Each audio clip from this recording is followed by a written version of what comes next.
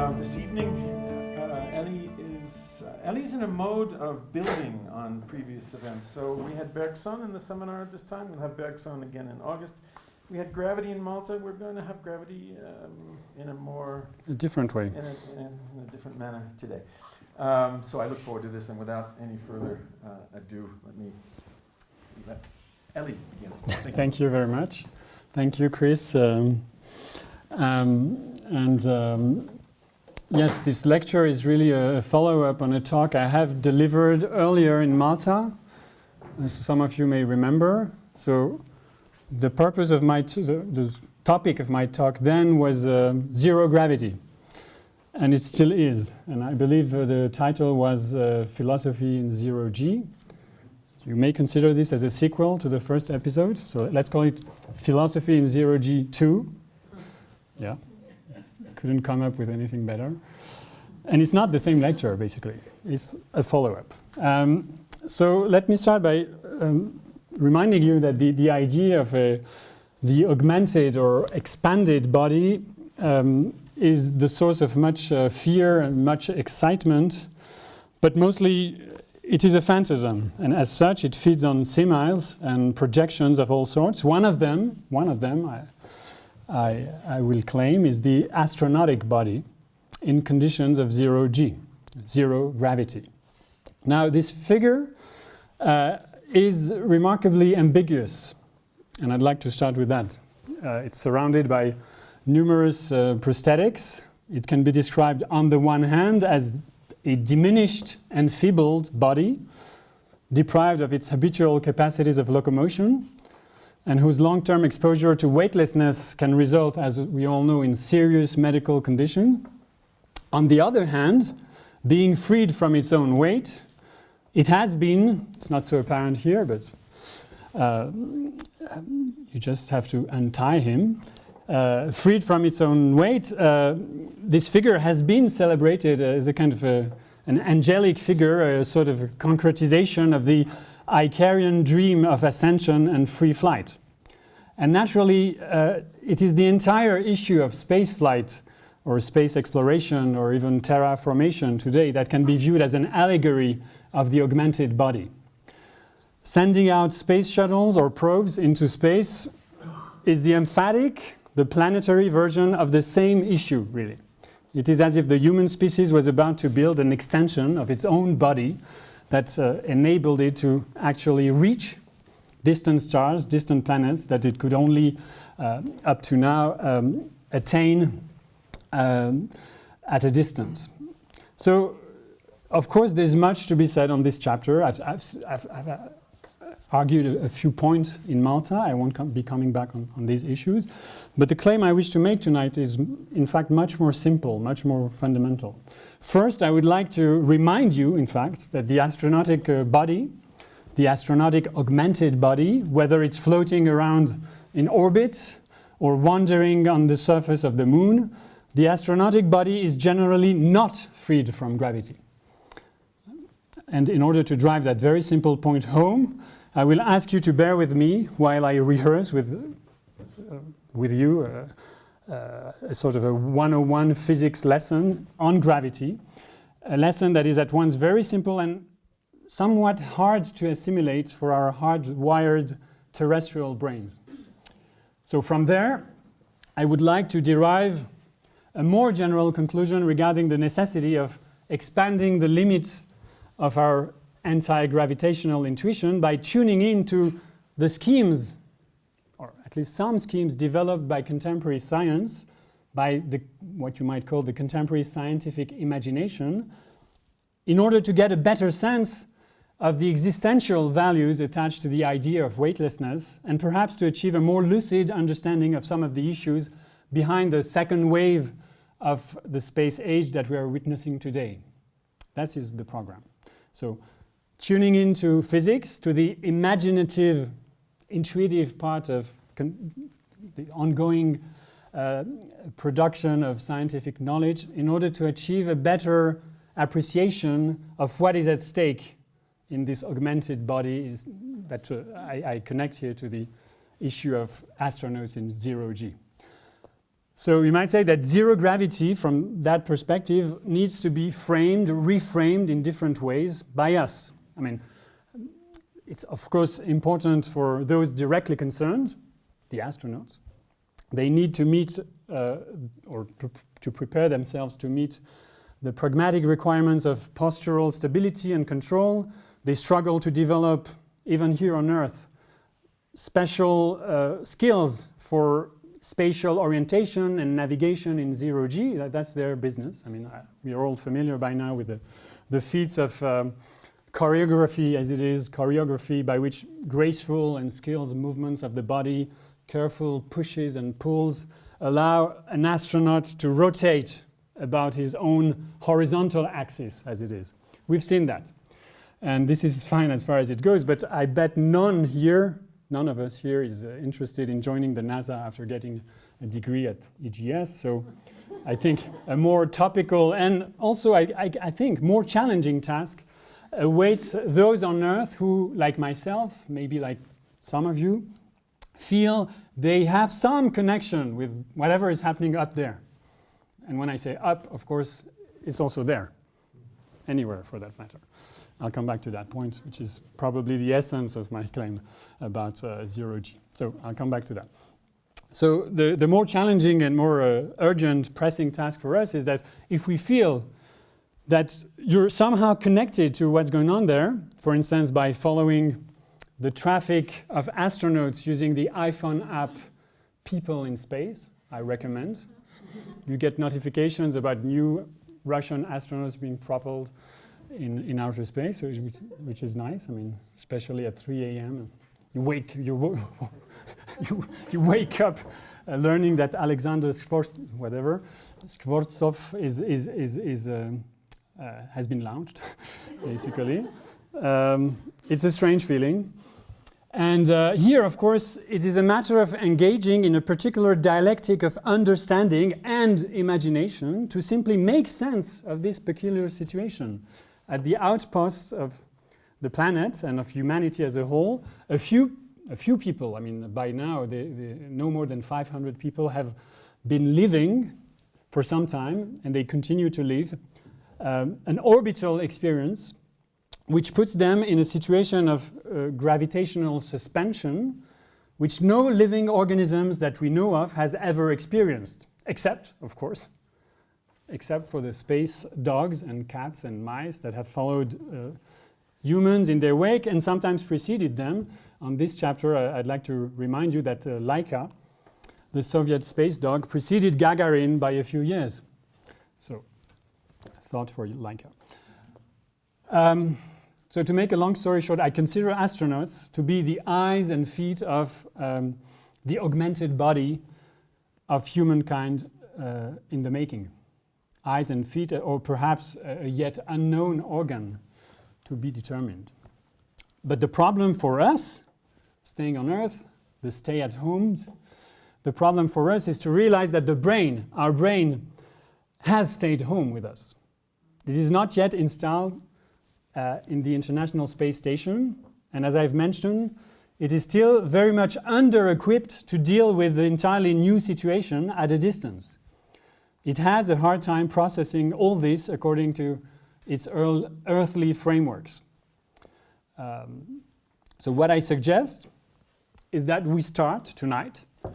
We start enriching and expanding an experience that we mostly live by proxy, of course, by way of, that we expand this experience by way of what you might call well-chosen spiritual exercises.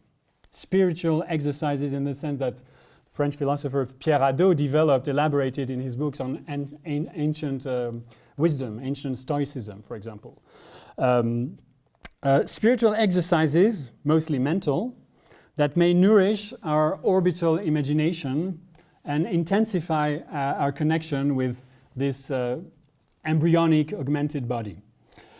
In order to prepare the ground for such spiritual exercises, I think we may turn to a classic of 20th century philosophy, Gravity and Grace by Simone Weil, French philosopher. Simone Weil writes in the first pages of that famous book all the natural movements of the soul are controlled by laws analogous to those of physical gravity. Grace is the only exception. So I need to give some context here, of course, because I realize the jump to Simone Weil is maybe a bit unsettling. Well, there's a connection, obviously, gravity. But you need some context to make sense of this statement. And not simply for the sake of learning stuff about Simone Weil, but because it's really, what I'm about to do is really try and unpack a conceptual scheme that you will find almost in analogous fashion played out by the scientific imagination dealing with the same issue, but on a physical level, the issue of gravity. Here, of course, it's the gravity is a simile. The real issue is spiritual. It concerns the soul and its capacity to develop a sense of the grace, of grace. So you may say, that is the context I can give, that Simone Weil's aim in Gravity and Grace is to formulate anew certain moral and metaphysical issues in the light of what she calls human mechanics. Human mechanics. Namely, the intuition that all human interactions abide by what she describes as a principle of compensation of sorts. A principle of compensation that closely resembles the way gravity works. So gravity here basically designates the underlying mechanisms of this ongoing communication of suffering and evil, which she describes as human mechanics. I quote, "Whoever suffers tries to communicate his suffering, either by ill-treating someone or calling for their pity, in order to reduce it." So you communicate your suffering either by ill-treating another one or by calling forth their pity in order to reduce the pain, the suffering. Thus, says Simone Weil, there is a tendency to spread evil beyond oneself. There is the wish to see others suffer exactly what we are suffering, either directly, suffering directly, or by pitying us, which is a different kind of suffering, a suffering by proxy. In short, human needs and expectation balance each other according to laws of attraction and repulsion, action and passion, affliction and consolation, which have something in common with the laws of mechanics and more specifically the laws of gravity. Of course, universal communication does not mean that reciprocity is achieved in every case. The dynamics of gravity also accounts for asymmetry, disequilibrium, in brief, injustice. Gravity works together with principles of thermodynamics, if you like, principles that shed light on the dissipation or degradation of energy. And so the action-reaction principle works really both ways. I quote, "As soon as one human being shows he needs another, no matter whether his need be slight or great, the latter draws back from him." So there's also this kind of repulsive factor that is part of the laws of attraction at stake here. So generally speaking, I quote again, what we expect of others depends on the effect of gravity upon ourselves. What we receive from them depends on the effect of gravity upon them. Now, to circumvent the immediate effects of the principle of compensation underlying the mechanics of gravity, to break the endless circle of debt and reward, it is necessary, says Simone Weil, to introduce a void in the plenum of universal human interaction, a void. It is necessary to open, she says, the perspective of a time without any reward, beyond all compensation.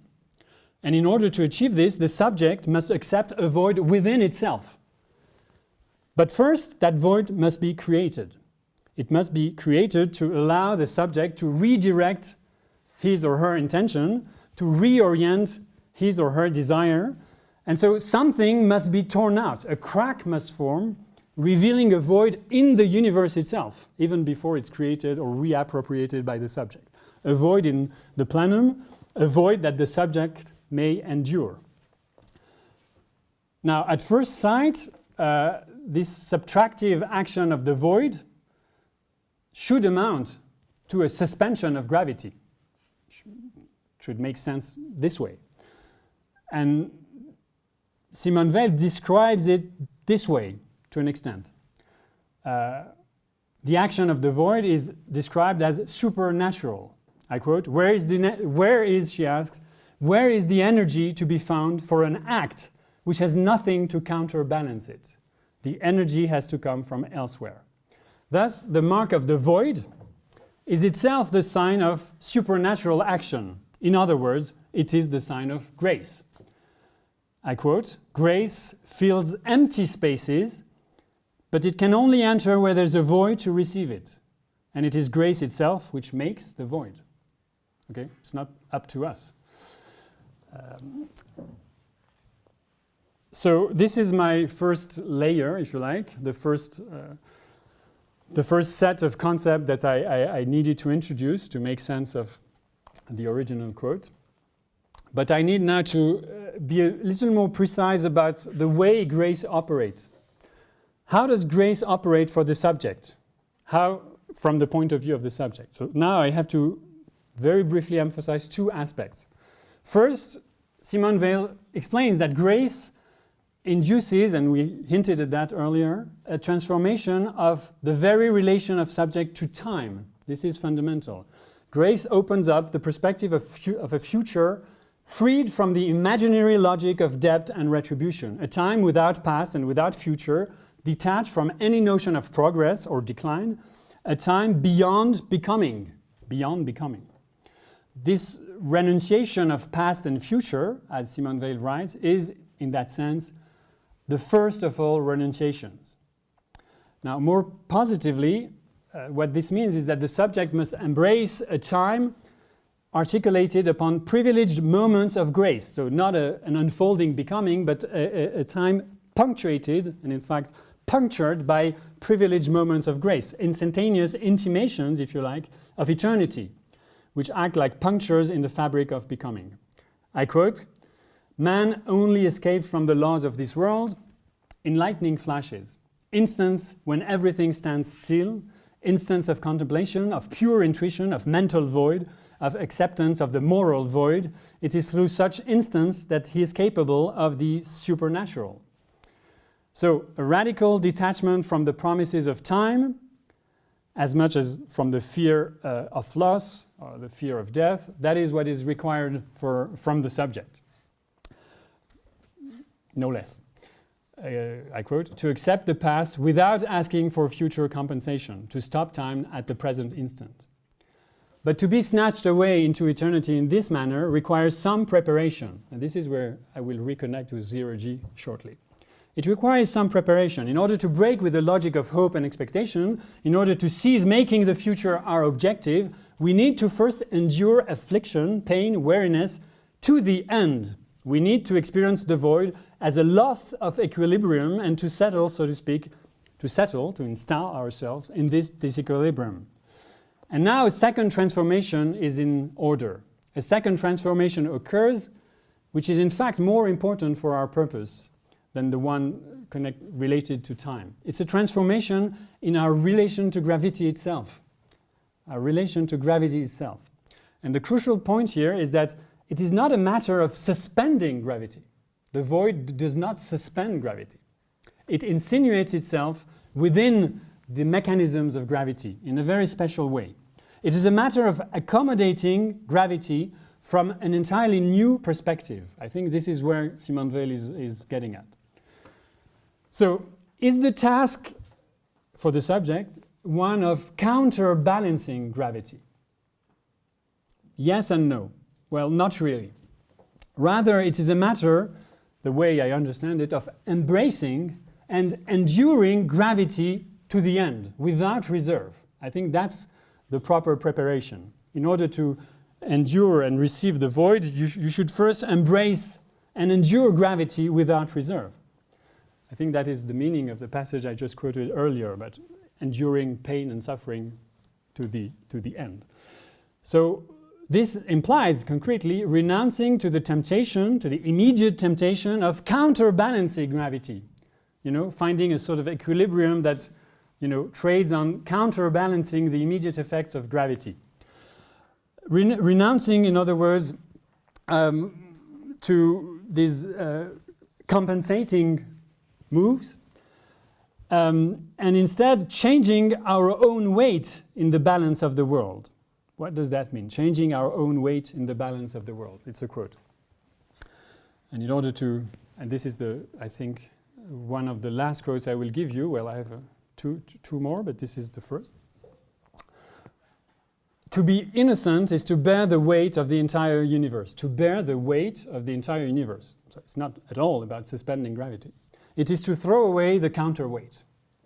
In emptying ourselves, we expose ourselves to all the pressure of the surrounding universe. I repeat, because this is startling. In emptying ourselves, we expose ourselves to all the pressure of the surrounding universe. We have to pass through death, she adds. We have to be killed, yes, to endure the weight of the world.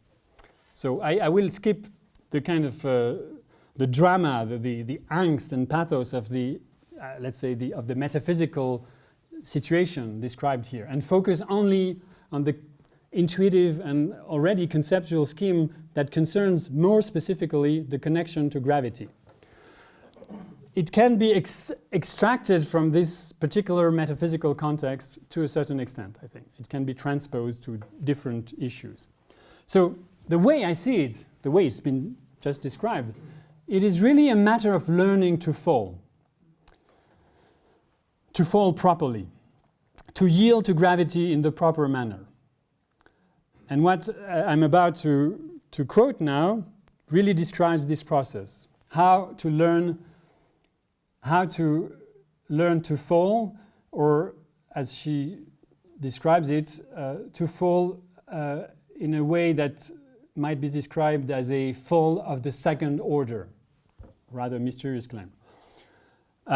So it's more abstract, of course, than the familiar phenomenology of gravitational pull or the none less familiar dramatic narrative of ascension and fall, the Icarian myth, which I referred to earlier. It's something more subtle, more abstract. I quote, let her talk, it's easier this way. To come down, to fall, to come down, and she doesn't say fall, by the way. It's not the theological notion of the fall. It's something else she wants to elaborate. To come down by a movement in which gravity plays no part. Gravity makes things come down. Wings make them rise. What wings raised to the second power can make things come down without weight. What wings raised to the second power? I don't know how to gesture. What is this second power? What wings raised to the second power can make things come down without weight. So now she qualifies. She first said without gravity. Now she says without weight, which is the real issue, of course. Creation is composed of the descending movement of gravity, the ascending movement of grace, and, third term, the descending movement of the second degree grace.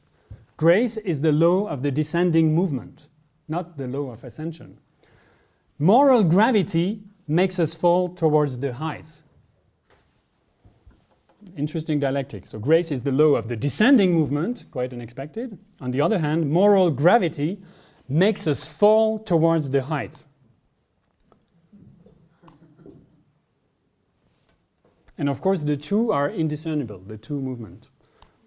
And this is what I take from this picture, falling up. So, and this is, I think, a perfect definition, in fact, of what could be the art of weightlessness. Wings raised to the second power, falling up and ascending down at once. This is a very apt characterization of what happens when falling up in 0G. It is the perfect definition of what physicists call free fall. That is the kind of motion you can indulge in above and simultaneously beneath, under the Earth. This is a picture that, to me, encapsulates the real Copernican experience, the experience of the pure relativity of direction and motion. Okay, that's the first part of my talk. Now I move to the second part, which is the physics, more boring or maybe less obscure physics 101 class in gravity. And the point, I think, is to realize now intuitively and with more exactness or more precision in the sense of scientific precision, what is really implied here in connection with gravity. In order to achieve this, we must try and detach ourselves from the internal models of gravity that have been developed in the course of evolution, that we carry with us. This kind of, it's not reptilian brain, but Newtonian brain, or Newtonian models that our species have developed even before they were devised by Newton or taught to us in high school. These models of gravity are very crude, very coarse, in fact. They are good enough for anticipating the trajectory of a ball thrown at you. This is coded in the brain. It's been studied, okay? I'm not making it up. It's there. There are Newtonian models of gravity imprinted in your brain, okay? And it doesn't have much to do with what you learned at school. But when it comes to relating to the wider environment beyond the planet, the wider spatial environment, when it comes to making sense of the disorienting spatial experience of orbital flight, we need to put up more effort. Understanding that the moon, for example, do I have an image for that? Oh, that's Naked Newton by William Blake.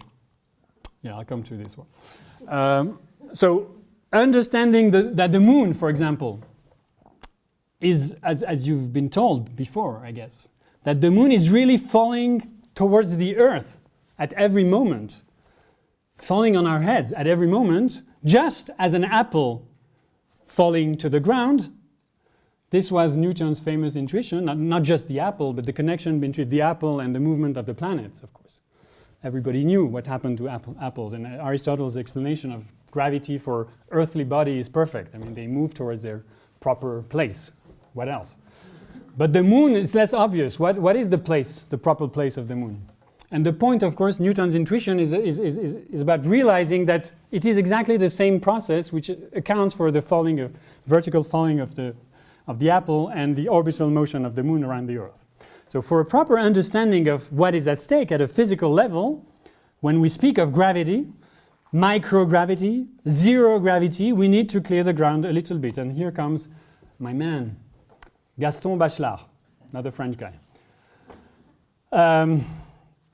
And so I will start my physics lesson in epistemological mode, because of course I'm not about to teach you physics. I mean, even in 101 format. I'll start with some philosophical elaboration of what it takes conceptually to get a grip on gravity.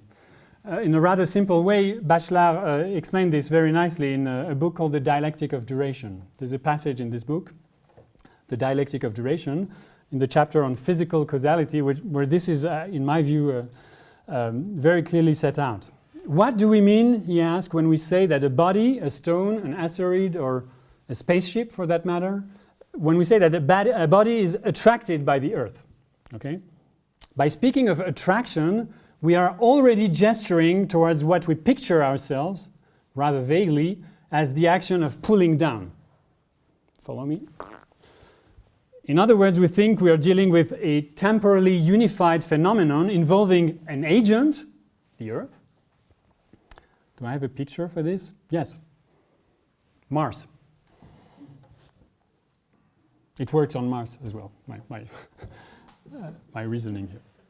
So we picture a temporally unified phenomenon involving an agent, the Earth or Mars, a subject, the body submitting to gravity, a cause, in other words, the gravitational pull, and an effect, the acceleration of the body towards the ground. And we picture the entire situation by analogy, of course, with simple machines, simple earthly machines such as inclined planes, levers, pulleys, wheels and axles and the like, because that's what we're used to. But at a more theoretical level, when we reflect more generally on terrestrial or planetary gravitation in general, what is really entreated is not so obvious when you start to think about the general problem of gravity. In fact, says Bachelard, as soon as we reflect upon our notion, our intuitive or immediate notion of attraction, we realize that the discursive movement of explanation involves, in fact, a decoupling or a polarization of sorts. So let me quote him here. This is the way Bachelard described the situation of someone reflecting on the more general issue of gravitation. I quote, "As soon as I wish to make my thought precise, I shall be drawn along a discursive path, and it will not take long for me to see the time of explanation, polarize and gather around two distinct centers." I'm moving around my hands, gesturing to something of a kind of conceptual planetary motion of sorts. And Bachelard goes on explaining, "Along with my thought about the real action of the Earth on the moving body, there will in fact be at the same time thought about potential action, action entirely preliminary to real action. I shall analyze reality, what everyday language calls reality, through possibility. I shall then bring in the static idea of the gravitational field. I shall understand the influence of the Earth in its possibility rather than in the real causal development. In particular, it is by going more deeply into this idea of field, an idea that is wholly intermediate, that I shall gain better understanding of the detailed phenomena of gravity. It will also give me a better grasp of these phenomena conditions and differentiation. For example, sensitivity to a change in altitude, sensitivity of gravity with altitude, and also the correct definition of the vertical. Remember, a few minutes ago I gestured in all possible directions. This is the consequence of reflecting in a general way on the issue of gravity. You realize that the direction of gravity is absolutely relative, has nothing absolute to it. So it is a definition in which I shall give, says Bachelard, the center of the Earth a role to play. The center of the Earth, not the Earth. This gives us a pretty good idea of how the cause is fleshed out, how it is organized and completed. Only when I have studied the field, the gravitational field, in this way, determining the conditions and the limits of its uniformity, will I introduce the stone into this particular field, and through the cooperation of the moving body's mass, the field will become a force. So we've delayed the moment when we introduced the famous, the popular notion of a force of attraction. In fact, we really don't need it at first.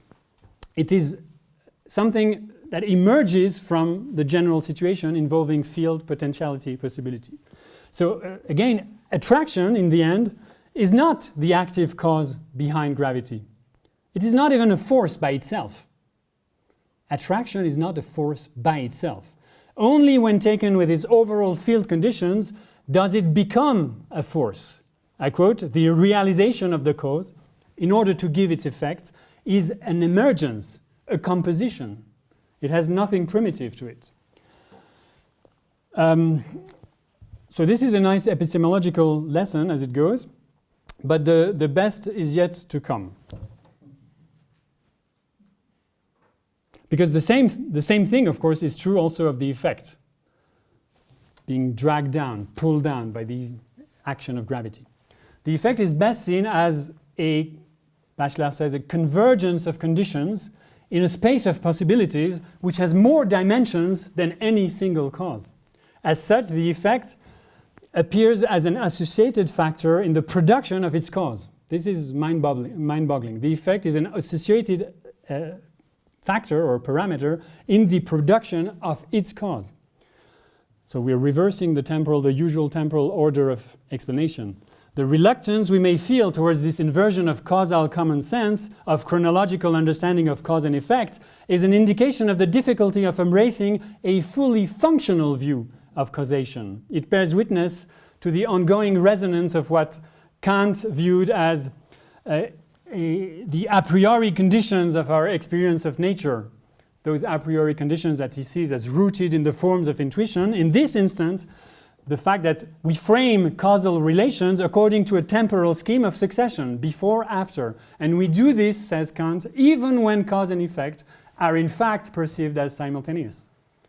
Well, the real logic of explanation, of causal explanation, should run against this, precisely, and allow for time to run backwards, in some sense, and allow time to fulfill a very different function than the one Kant had in mind.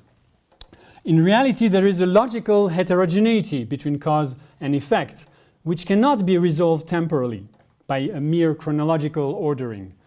Or better, we might say that what we need is not chronological ordering, but a temporal polarization or a coupling of explanation itself.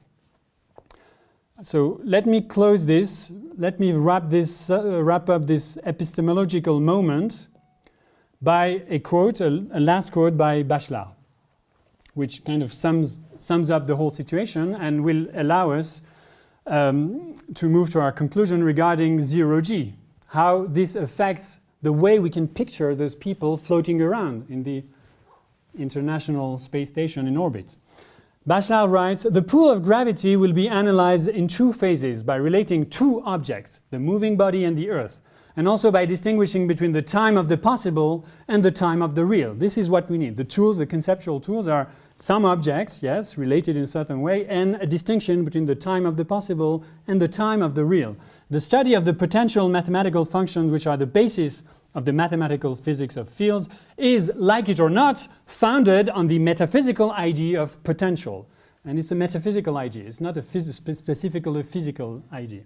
We, says Bachelard, rediscover the ancient way of thinking that is seen in the passage from the potential to the actual, with initially the metaphysical heterogeneity of the potential and the actual, the cause and the effect.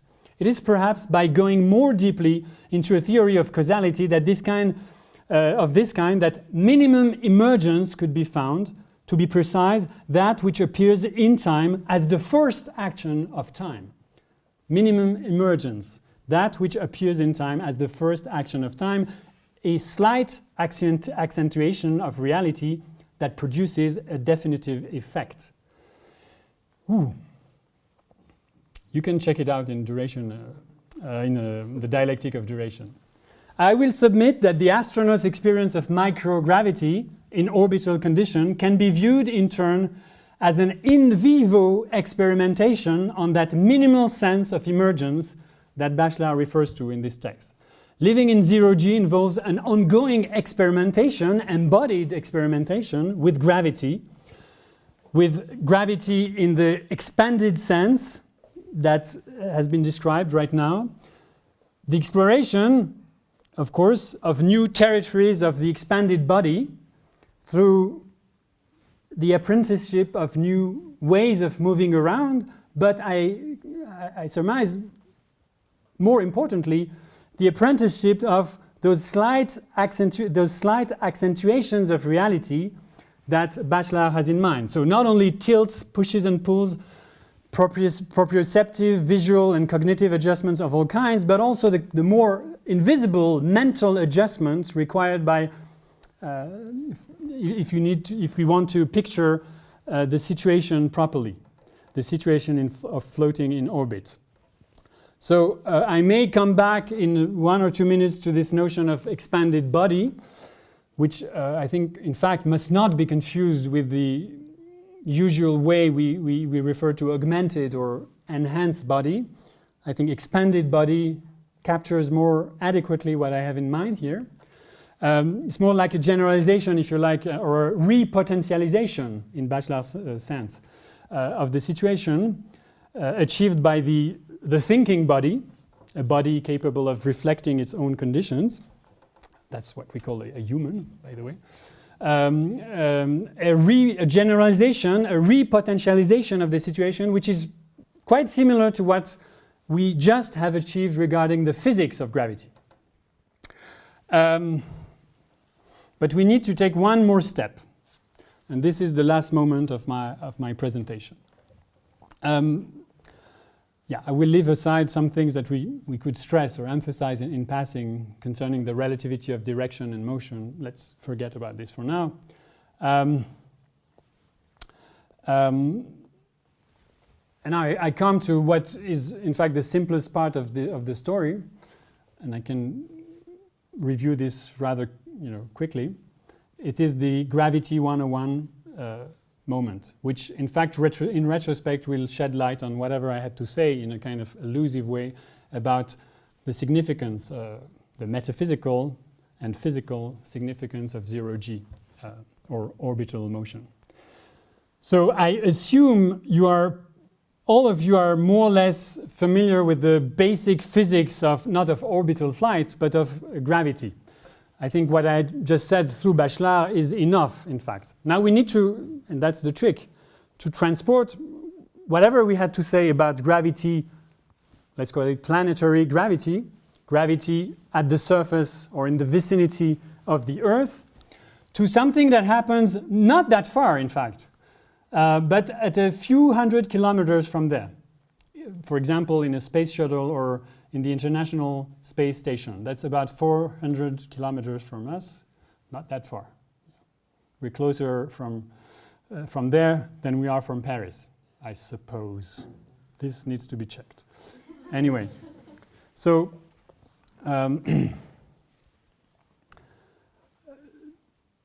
let me put it bluntly.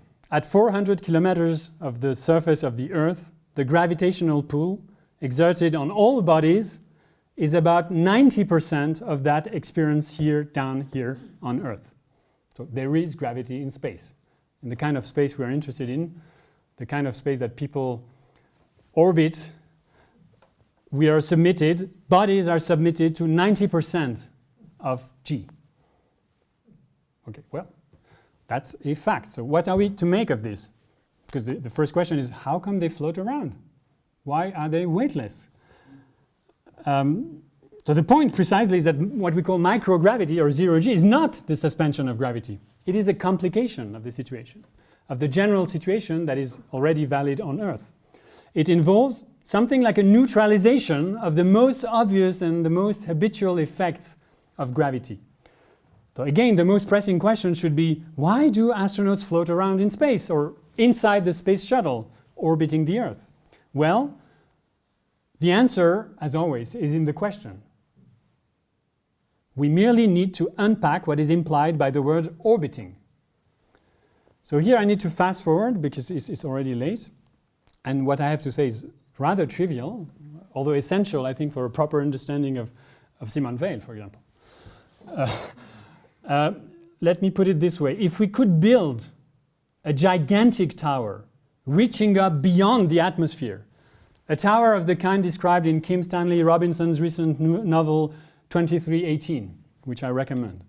Well, the people standing on top of such towers, let's say they raise to 400 kilometers above the surface of the Earth. The people standing on top of such towers, they wouldn't float around, of course. Okay? If they were to jump from the tower, what would happen? Well, they would fall down towards the ground. They would crash eventually. They would die even before lack of oxygen and sheer stress. They would crash on the ground like we all do. But in the course of their vertical trajectory, of course, they would nevertheless experience a few minutes of weightlessness, especially in the upper part, before there is an atmosphere. So the point is, the feeling of weightlessness associated with microgravity results from the fact that gravity, not that gravity is suspended, of course, I hope my example demonstrates this clearly, but that gravity is the only force acting on the body. And that is the essential point to be, not only to be understood as a kind of axiom, but to be intuited. And it's not that hard to intuit it. What is missing inside the space shuttle, of course, or in space for that matter, is only the reaction of the ground, the pushing back. The reaction which usually makes you feel your own weight as a result, the pressure forces, the contact forces, and plus the more obvious overall feeling of being pushed back by the ground. That's why we stand on our feet. It's essential. Now, in space, of course, gravity is present, almost entirely there, 90%. And the point is exactly the opposite of what we naturally project. The point is that there, and especially within the confines of a space shuttle, you're entirely submitting to gravity. It is in fact the only action exerted upon you. It is the only thing acting upon you from outside. Because of course you could move around by your own will. This is a different story. That's why you can indulge in the kind of astronautic choreography I described earlier. So what is cancelled out is not reciprocal action, really. It is the friction, it is the pushing back involved by the interfering objects such as floor, such as the seat, with all the resulting combination of pulls and pushes.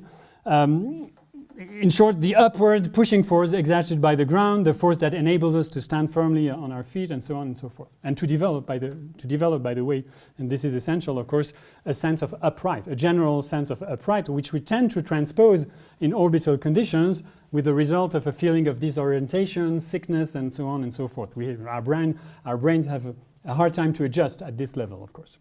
But I want to focus on the gravitational issue. The result of removing the force exerted by the floor, by allowing, if you like, the floor to fall away from us at the same speed as we are pulled toward it, is exactly what we call free fall. So this is the proper explanation of whatever is happening in 0G, and which Einstein kind of clarified by sort of turning it into a principle in reality, or a kind of a fundamental intuition behind his general theory of relativity. The idea is that free fall is defined by the fact that you're entirely yielding to gravity, and that whatever could interfere with this motion induced, this acceleration induced by gravity, is removed. So you get a very nice equivalent of 0G experience in an elevator shaft for a few seconds if you're ready to crash on the ground. You'll feel no apparent weight. You'll be floating around for a few seconds. And by the way, some astronauts in Moscow have been trained on the University of Moscow. There's this training ground and this tower where you literally throw people down a shaft to make them feel what's awaiting them up there. So this is the idea of free fall. Again, not subtracting from gravity, but yielding entirely to it. And I guess the remarkable point here is that, to paraphrase Bachelard, by yielding entirely to gravity alone, which is what is at stake here, the body experiences what? Well, exactly what Bachelard described in theoretical manner. The potential for gravitational interaction or reciprocal action. You experience the pure potential for gravitation, but stripped from the contingent complications induced by interfering bodies. To use Kant's categories once again, we may say that we are confronted with, what we are confronted with is the pure form of coexistence or community or reciprocal action in Kant's vocabulary. The pure form of coexistence with surrounding factors, forces, without the actual interplay of contact forces and their immediate tactile or proprioceptive effects. So feeling weightless and feeling sort of siphoned out from the usual surrounding pressure forces and an inner feeling of weight that makes you feel embodied, being rid of all this results in what? Experiencing the pure potential of gravitation. And this you experience literally. I experienced literally. I have to say it, I think I'm formally, almost by law, formally obliged to mention the fact that I benefited from a residency of the Centre National d'Études Spatiales, which sent me flying in a parabolic flight. So I did experience about accumulated 6 minutes of 0G by chunks of 20 seconds. This attests to the experience. And the fun part, of course, is the floating around. But the intellectually, speculatively challenging part is what happens first, the first few seconds. And then you get used to it and it's not that interesting. But the first time what happens is that you move very quickly. You move very quickly from 3G. Now, in fact, 2G. I shouldn't say 3G. It's really 2G, which is good enough. You feel like twice your actual weight, so you feel pressured because it accelerates. It has to move up very quickly, and with very powerful engines that propel it upwards. And so for a short while, you're 2G, super heavy, and very, very quickly, in the scope of 5 or 6 seconds, you move from 2G to 0G. And here you literally experience the somewhat scary feeling of being emptied out from all the usual sensation associated with earthly gravity, and you literally experience a gradient of gravitational forces being traversed by your body. So either it's you traversing or it's the field coming to you, whatever, and until you float around because you're emptied out and you're weightless. But let me close this kind of personal parenthesis. The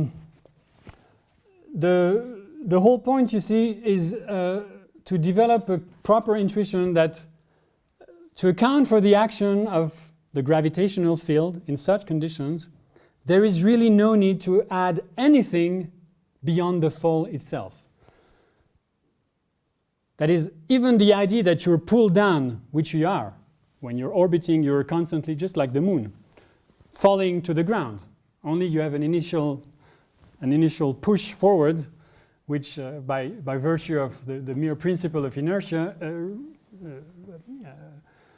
prevents you from actually crashing to the ground. So you're falling down at every time. You're literally in free fall. But in orbit, right? Thankfully, you're not in an elevator shaft. But the whole point of Einstein's intuition about the situation, what lies at the heart of general relativity under the name of the principle of equivalence between inertia and acceleration, I don't have to go into the details, is to realize that all you need is the free fall itself. And free fall, by the way, emphasizes the fact that you do not need to add an extra force or attraction pulling you. It's free. It's free fall, and I'd add it's also free of the force, of the so-called force of gravity. All you need is the acceleration of the body through space, or more precisely, through a gravitational field, okay? And in other words, in more mathematical fashion, you could say all you need is to picture yourself as gliding along a space-time geodesic, which corresponds to the trajectory of a body in free fall, in the vicinity of the Earth, within the earthly gravitational field. That is all that is happening to you. And I could go on, and probably I have enough material for a third round, if Chris allows me. Because from there, of course, it would be interesting to consider what the astronauts themselves have to say about what they experience up there. Because my own modest experience is really nothing compared to them. I mean, 6 minutes of cumulated experience doesn't allow you to develop anything more than an inkling of the general situation and the kind of trouble that you run into by trying to adjust and adapt mentally and physically to those new circumstances. I could now, which I will not do, we should now come back to Simone Weil and reassess whatever we've said in metaphysical mode about this very strange and at times obscure dialectic of falling up and ascending down. I don't know how to show this. And reinterpret it, I'd say in a literal way, by tuning in to what I tried to explain here, which is a mix of reframing, conceptual reframing of the situation in accordance with contemporary physics, and of intuitive elaboration of something like a potential space-time of the experience of 0G. Something that is difficult to imagine if you're only relating to it as, well, let's say, an extension of the human body who, by magic as it is, would be subtracting itself from the field of gravity's action. As I tried to show, it is exactly the contrary. It is precisely the contrary. Those up there at the outposts of humanity are in fact experiencing sheer gravity and developing as a result new intuitions, new skills, which we still need to assess philosophically to maybe transpose them, that would be my last suggestion, here on Earth in the form of other, maybe more physical spiritual exercises. I mean spiritual exercises actually involving the body as well as the mind, in order to emulate, that would be my suggestion, maybe some of you have already tried that, to emulate something of the magic, which is not so magic after all, of free fall. Thank you all for your attention.